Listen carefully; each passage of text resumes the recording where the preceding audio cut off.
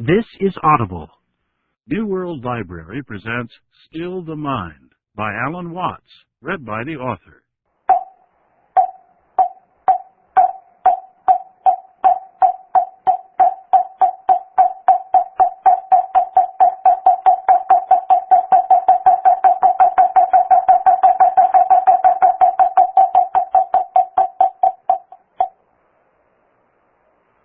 A person who thinks all the time has nothing to think about except thoughts.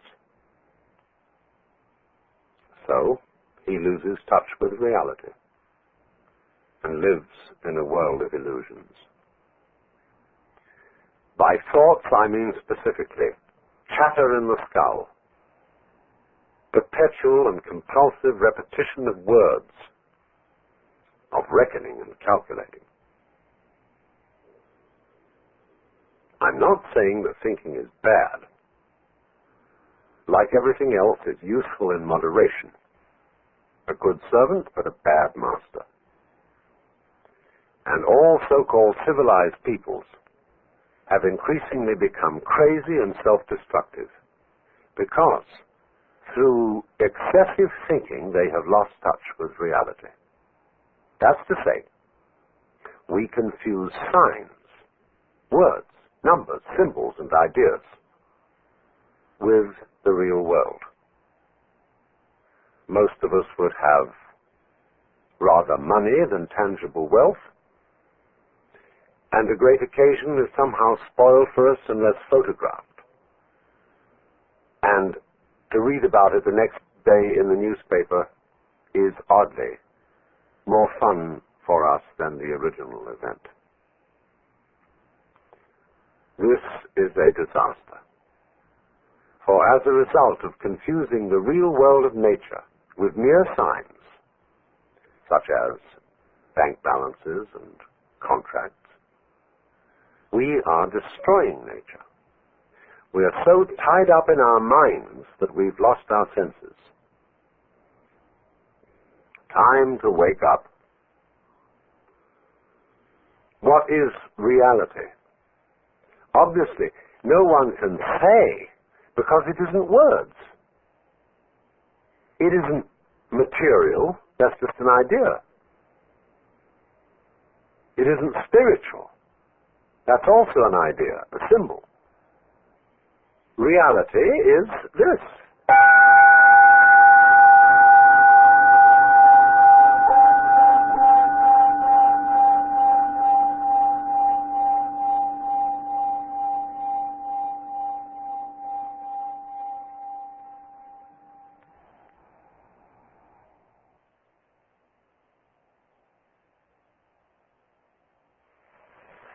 Realize that anybody whom you consider in matters spiritual, psychological, and so on, has an authority. Has this authority because of your opinion that he has, or she has? How do you know? If you say, for example, like a Protestant fundamentalist, that you believe in the Bible, that the Bible is inspired, or you may say as a more liberal kind of Christian that Jesus Christ is the greatest being that ever lived on earth. How do you know? It's your opinion that that is so. Lots of people may have told you so, and you may be very impressed by those people, but you bought it.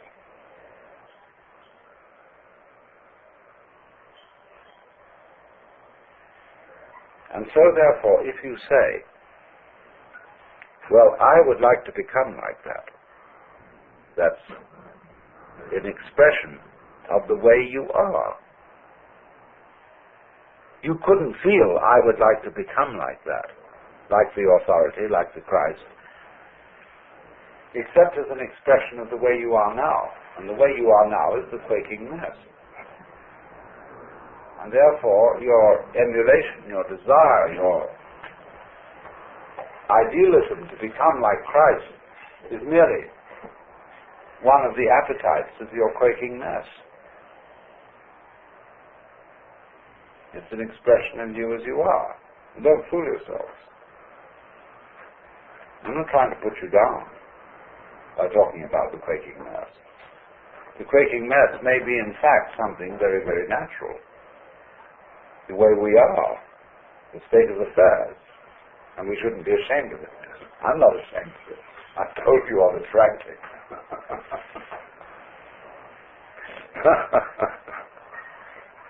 But it is important not to fool oneself about this. But there doesn't there seem to remain a problem about existence, about being alive. Now let's go into what is that problem at the sort of nitty-gritty level.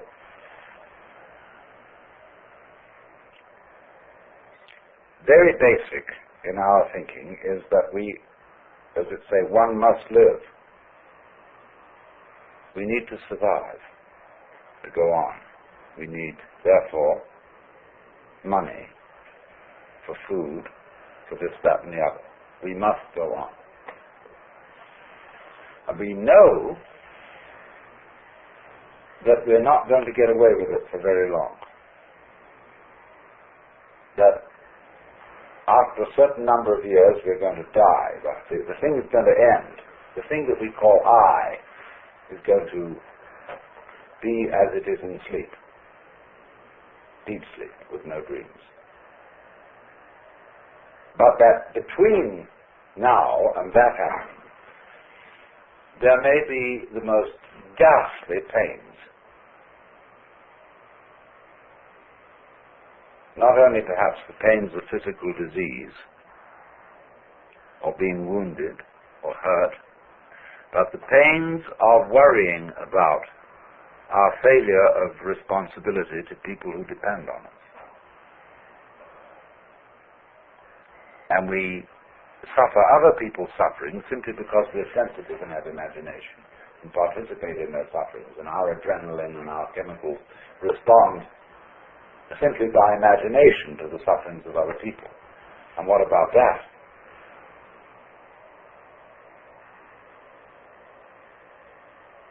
And so we can look at these problems and say, now, quite obviously, all these problems cannot be solved in a physical way. That is to say, we do not expect in our lifetime that medical skill will make us exempt from death.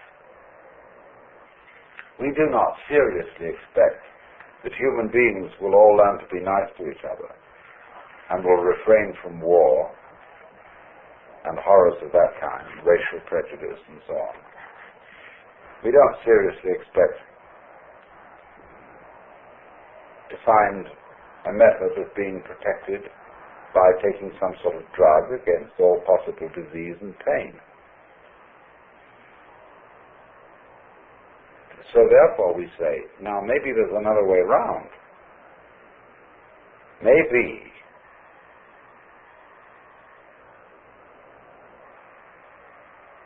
that instead of solving these problems at the technical level, we could solve them at the psychological and spiritual level by so disciplining ourselves, by so doing something with ourselves, that we wouldn't be afraid of it anymore.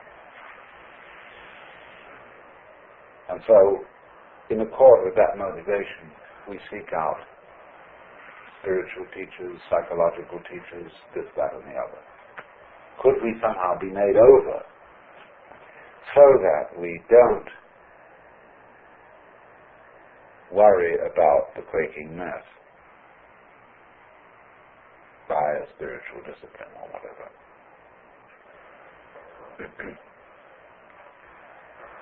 And you see, if you examine that this wanting to overcome the quaking mass and not have it anymore, that precisely is the quaking mass.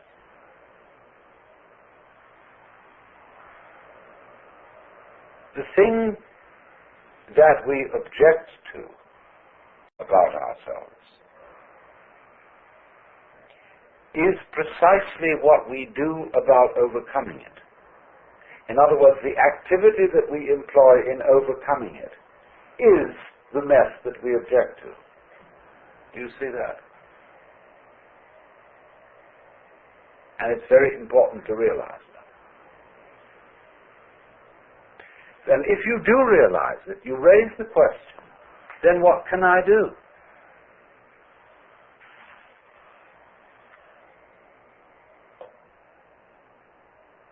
What can I do to transform the quaking mess into the state of mind of the true mystic? Well, if you are the quaking mess, there's obviously nothing you can do to transform yourself into the state of mind which you idealize as that of being the true mystic, the Christ, the saint, or whatever. So, you realize that everything is phony, that all your ideals are simply manifestations of the quaking mess, trying to get away from himself. And that you are put in the position of, it is absolutely necessary for me to be different from the way I am. But there's absolutely nothing I can do about it, because being the way I am, I cannot be different from that. Let's say this, but we can put it in different ways. I know that I ought not to be selfish, and I would very much like to be an unselfish person, but the reason why I want to be an unselfish person is that I am very selfish and would far more love myself and respect myself if I were unselfish. You see? I know that I ought to love God, and whatever, and why do you want to love God? Well, because God is the biggest boss, and it's best to be on the side of the big battalion.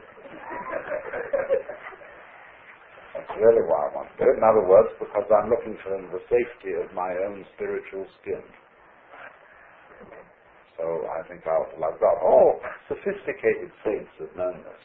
St. Paul understood it, St. Augustine understood it, Martin Luther understood it. They didn't know what the hell to do about it. But there was nothing to do about it.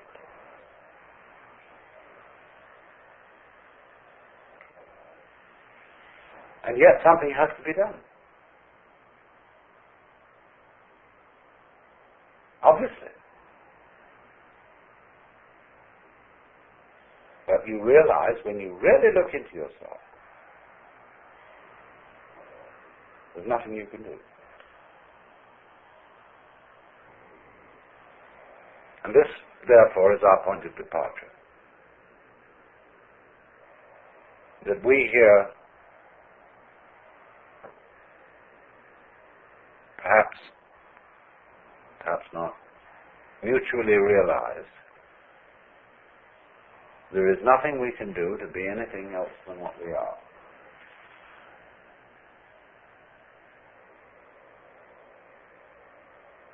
To feel any other way than what we feel at this moment.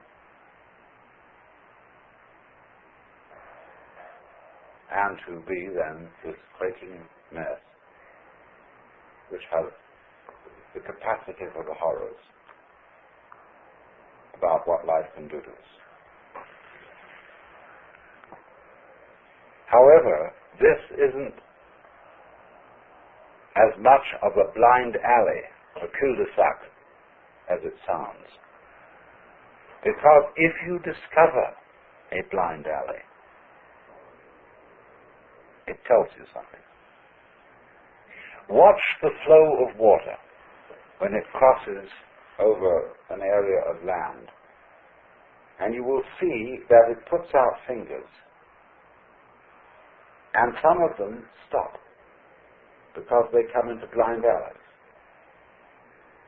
The water doesn't pursue that course. It simply rises, and then it finds a way it can go. But it never uses any effort. It only uses weight. gravity. It takes the line of least resistance and eventually finds a course. Now we will do the same thing. Only we're ashamed of it. But we're going to do it anyhow. We think that when we come to a dead end, a blind alley, oh, I failed. Supposing the water, at each place where a finger of water stretches out over dry ground and doesn't go any further because the land is too high, the water would say to itself, I failed. We would say it was neurotic water. Just wait, and it will find a way. Now, when you find, you see, that this predicament that I've been describing to you, that there's no way of transforming yourself to become this fearless, joyous, divine being as distinct from the quaking mass. When you say no way, this is not a gloomy announcement.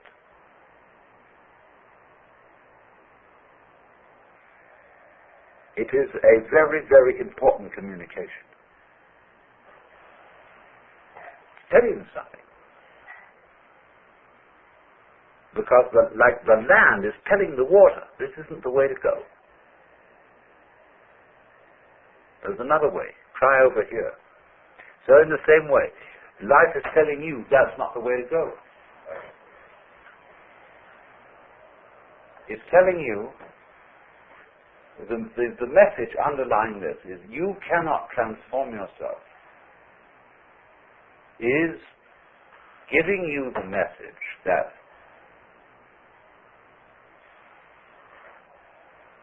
the you that you imagine to be capable of transforming yourself doesn't exist.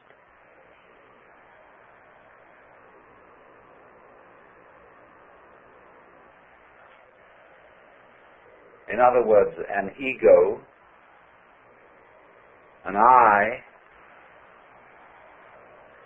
separate from my emotions, my thoughts, my feelings, my experiences, who is supposed to be in control of them, cannot control them because it isn't there.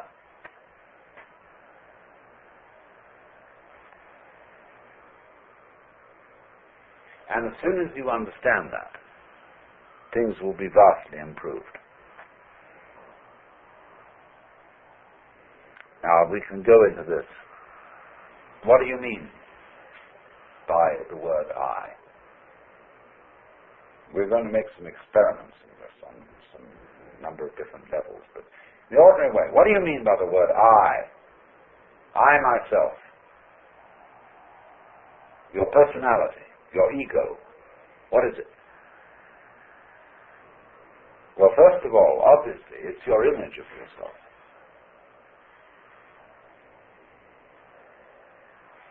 It's composed of what people have told you about yourself, who you are, how they've reacted to you, and given you an impression that that's the sort of person you are. It's all your education goes into this, the style of life you put on, and so forth. But it's an image, it's an idea, it's your thought about yourself, and I suppose yourself is in fact not this, but is, to begin with, your total physical organism, your psychological organism. And, beyond that, an organism doesn't exist as an isolated thing any more than a flower exists without a stalk, without roots, without earth. So in the same way, although we are not stalked on the ground, we are nevertheless inseparable from a huge social context of, well, to begin with, parents, siblings, people who work for us, everything. I mean, it's just impossible to cut ourselves off from a social environment, and also, furthermore, from a natural environment. We are that. There's no clear way of drawing the boundary between this organism and everything that surrounds it. And yet, the image of ourselves that we have does not include all those relationships. Our idea of personality of ourselves includes no information whatsoever about the hypothalamus, an organ of the brain, the pineal gland, really of the way we breathe, of how our blood circulates, of how we manage to form a sentence, how we manage to be conscious, how you open and close your hand. The information contained in your image of yourself contains nothing about all that. And therefore, obviously, it's an extremely inadequate image. But nonetheless, we do think that the image of self refers to something. Because we have the impression, very strongly indeed, that I exist. And this isn't just an idea. We think, my God, it's a feeling. It's really substantially there in the middle of us. And what is it? What do you actually sense? Like, when you're sitting on the floor and you feel the floor is there and it's real and hard. Okay, what are you sitting on the floor? What do you have the sensation of? That's you here. When you're not hitting yourself. What is it?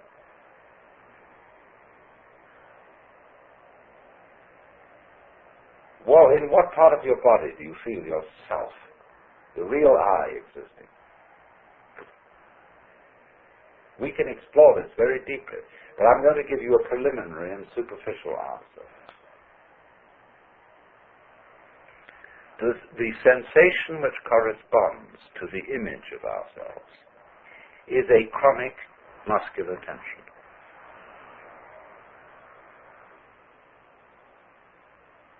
Which has absolutely no useful function whatsoever.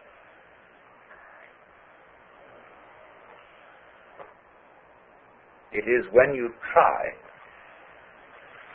say, to concentrate. What do? When you try to pay attention. When I was a little boy in school, I had sitting next to me another boy who had great difficulty in reading.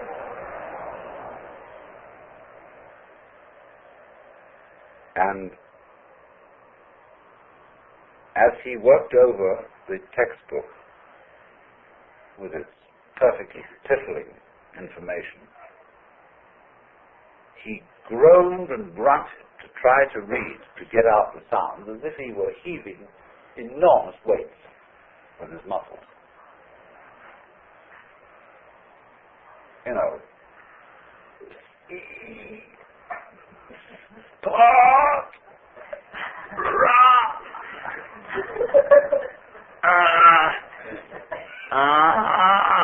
Run.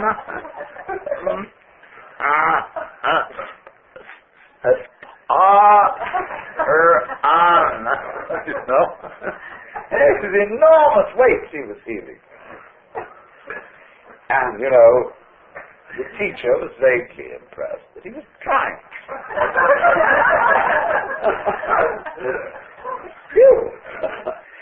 And absolutely, always tying yourself up into a knot has absolutely nothing to do with the way your mind works. Because, look, if you try to see hard, look very intensely, and you make tight muscles around here, and maybe you clench your jaws a bit, if anything, that will make your vision more fuzzy. Because if you want to see something clearly, you must not make an effort. You must simply trust your eyes and your nervous system to do their thing. So you just look like that. I was writing the other night and I completely forgot somebody's name. But I knew that eventually my memory would produce it. And I just sat for a while and said to my memory, "You know very well who this person is. Please give me the answer." And so, boing, there it was.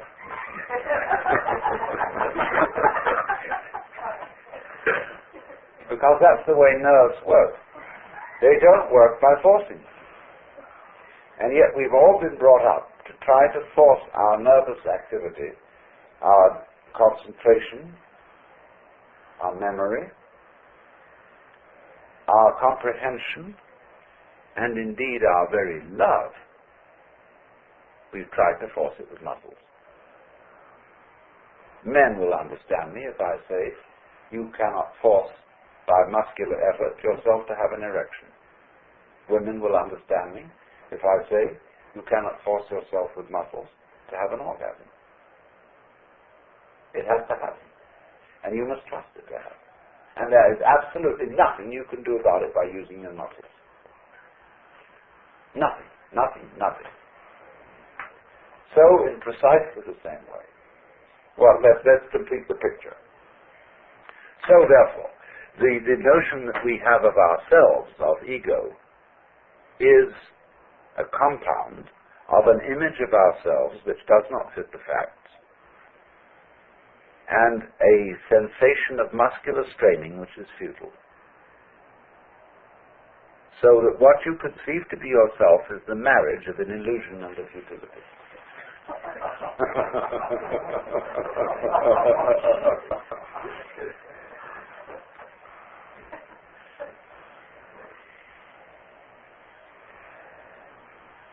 So, well, what are we? If that isn't the case. Well, obviously, if you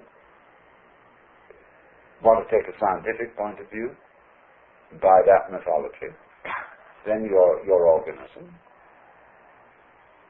about which we know very little. And the organism, as we've seen, is inseparable from its environment.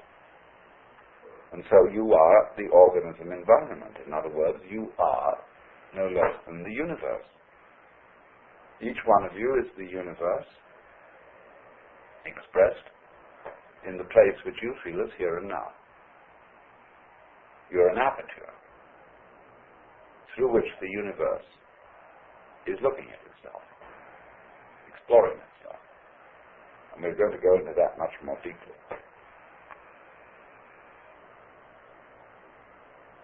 So when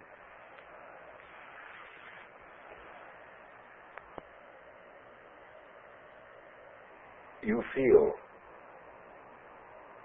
that you are a lonely,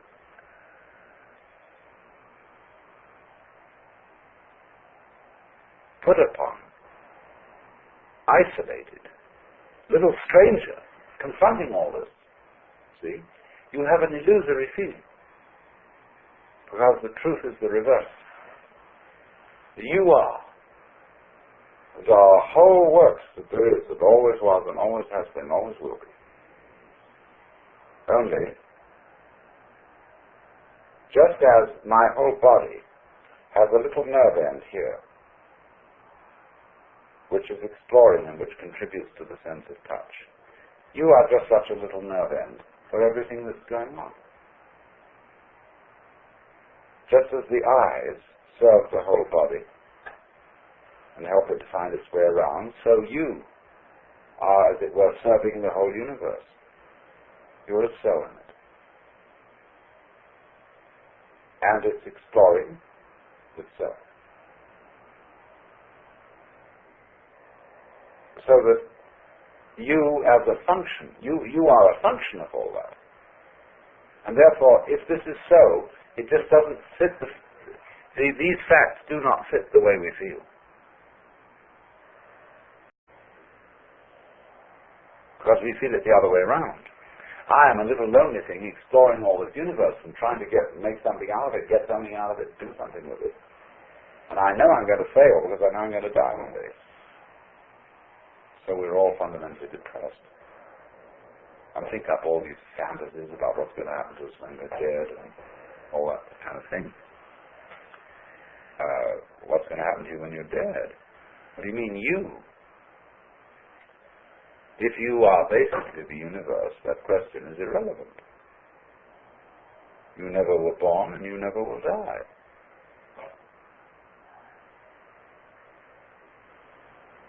Because what there is you. And that should be absolutely obvious. But it is not obvious at all. That should be the simplest thing in the world. That you, the I, is what has always been going on and always will go on forever and ever. But we have been bamboozled by religionists, by politicians, by fathers and mothers, by all sorts of people to tell us, you're not it.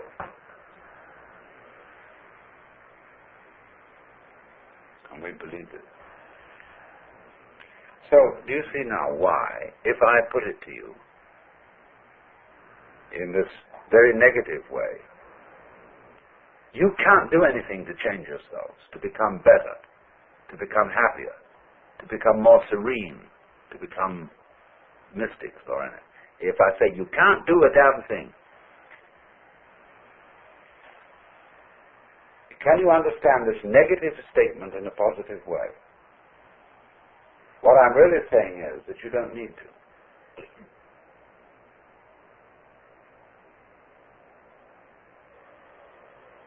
Because if you see yourselves in the correct way, you are all as much extraordinary phenomena of nature as, say, trees, clouds, the patterns in running water, the shape of fire, the arrangement of the stars, the form of a galaxy. You are all just like that.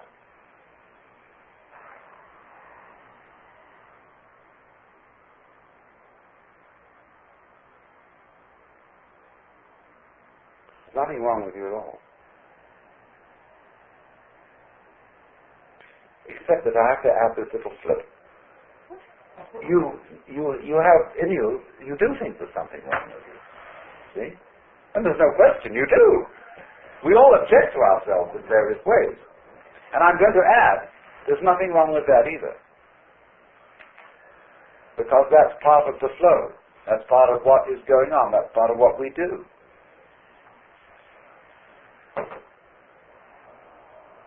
So I don't, you see, what I'm actually going to do is I'm going to deliver you from a sense of guilt.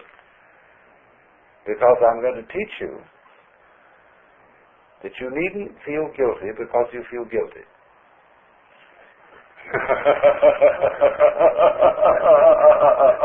Of course you feel guilty. It's like someone put a match on you and you feel hot. So they taught you as a child to feel guilty, and you feel guilty. They say, well, if somebody comes along and says, well, you shouldn't. It's not the point. I'm going to say, not that you shouldn't, but that you do, and don't worry about it. And if you want to say further, but I can't help worrying about it, I'm going to say to you, okay, worry about it. This is the principle called in Japanese judo, meaning the gentle way. Go along with it, go along with it, go along with it.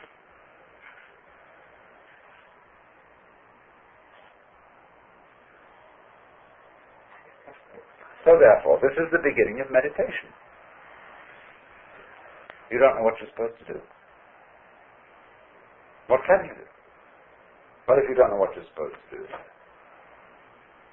You watch. You simply watch what's going on. Like, say, somebody plays music. You listen, and you just follow those sounds. and eventually you understand the point of the music. The point cannot be explained in words, because music is not words. But after a while, in listening to any music, you will understand the point of it. And that point will be the music itself.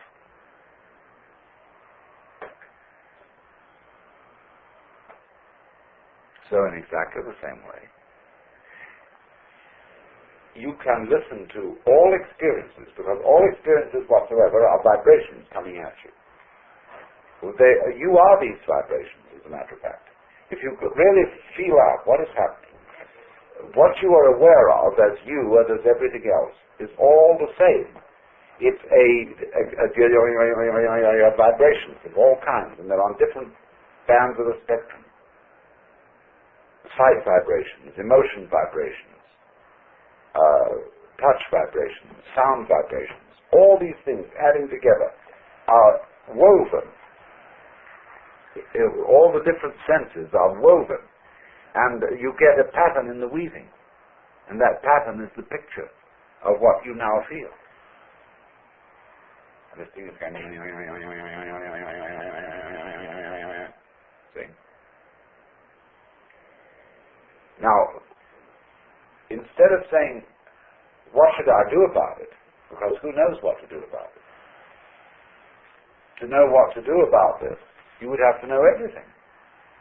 And if you don't, then the only thing that, at least to begin with, you can do is watch. Watch what's going on. Watch not only what's going on the outside, but also what's going on the inside.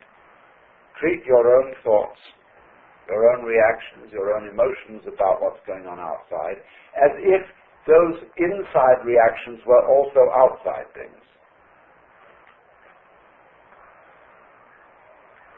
That you're just watching. And follow, simply observe how they go. Note now, you may say, this is difficult.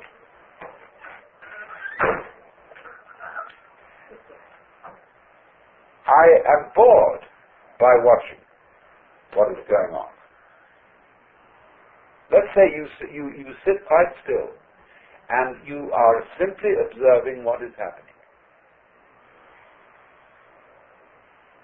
All the sounds outside, all the different shapes and lights in front of your eyes, all the feelings on your skin, inside your skin, belly rumbles, thoughts going on inside your head, chatter, chatter, chatter.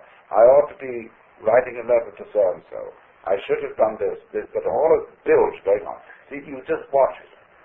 But then you say to yourself, but this is boring. Now, watch that too.